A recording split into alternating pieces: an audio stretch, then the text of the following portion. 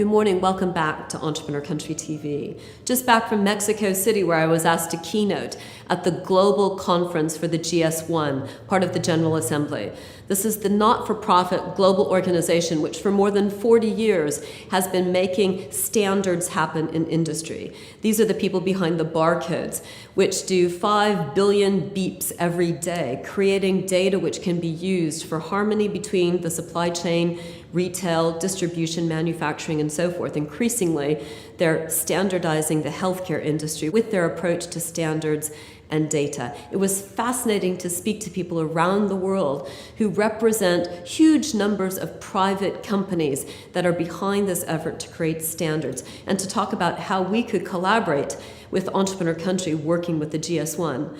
At precisely the same time, Singapore announced that they would be essentially imposing from a top-down approach a new operating system for 100 million devices in the smart city sector. Now, Singapore has, of course, been hugely successful putting the Singaporean economy on the map over the past half-century. And it'll be interesting to see whether a government-led top-down approach to creating operating systems in ecosystems such as the smart city sector, it will work beyond Singapore, or whether it will be organizations like the GS1 who will make that happen.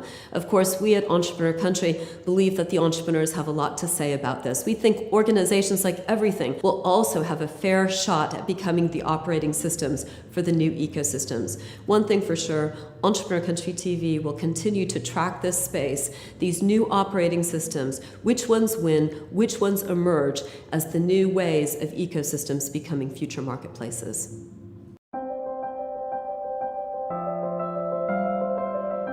This morning, I'm very pleased to introduce you to a very impressive professional by the name of Laurence Mile. She's the CEO of TV Beat, backed by Episode 1 technology investment firm here in London.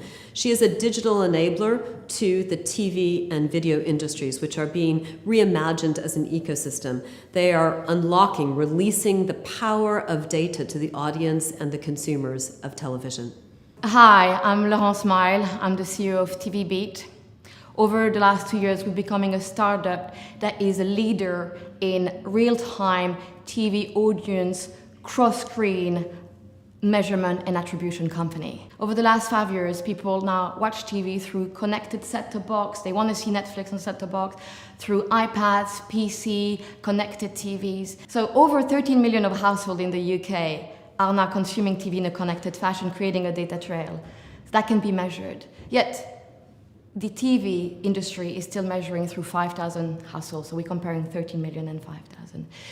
TV Beat is positioning itself as a company that can harness this data and empower the data owners, the pay TV platforms, the free-to-air platforms, the OTT platforms, to make data a core asset.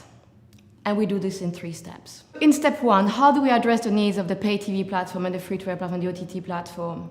We make them understand that data is a core asset and that there is a problem, they're not harnessing it in the way that they should. Then they accept that and they start using this data for their own purposes. In step 2, we democratize this data. So just mention a platform have the power to harness their own data, census data, but broadcasters are left behind with very little information. And we've worked with democratizing the pay TV platform, the OTT platform data in a way that can support broadcasters in making better decisions. In step 3, more essentially, we respond to the need of the demand side.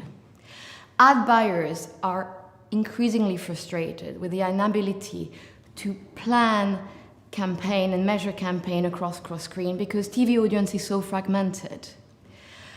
TV Beat, with the ability to ingest and contextualize datasets from linear OTT across all screen, in addition to third-party data, we can support a holistic view of TV viewing. So the dream of the ad buyer is to say, I want to address a sub-target audience who's watching something on linear, then continues on the iPad, and then finishes on the PC. With TV Beat, you can do that. To use Julie's analogy, the TV industry is very much like a Goliath of this world. It hasn't really changed its patterns over the last 30 years. But with the demand side demanding more granularity, startups are well placed, and TVBeat is really well placed to change that ecosystem. And the example I've given, we're really empowering ad buyers to place the right ad at the right time. Therefore, broadcasters are going to monetize a better inventory. Ultimately, the platform owners will get better content and address their audience with the relevant ads for their audiences. For our second guest this morning, I'm really pleased to introduce you to Victor Schmidt, the CEO of Netguru, a Polish success story that I've come across recently. They are providing globally distributed software development solutions to organizations all over the world with a distributed workforce providing high-quality software development. We are one of the biggest and fastest growing companies in a similar space in Europe. Most of the team is based in Poland. We have 5 offices there. We have a team, like I said, team of 150 people. And then we have kind of satellite offices. We have a small office here in London. I'm here a lot. We work mostly with kind of early stage companies and startups, but also like big organizations that want to be more agile and want to move faster than they would be able to kind of internally. One of the biggest challenges that a lot of companies have here in London and across the world really is the kind of technical capacities. They're scaling on the business side of things, but they're struggling with technology. So we help them with technology needs. One of the most exciting for us recently is this company that we've signed up a few months ago, based in New York. They're managing city bikes, so the public bikes that people can rent in different cities in the US, and we signed them up and started working on the mobile app for New York. So we released a new version recently, and whenever you're using the bikes in New York, you're going to be doing it through the technology we've built. So it's a pretty kind of exciting project for us.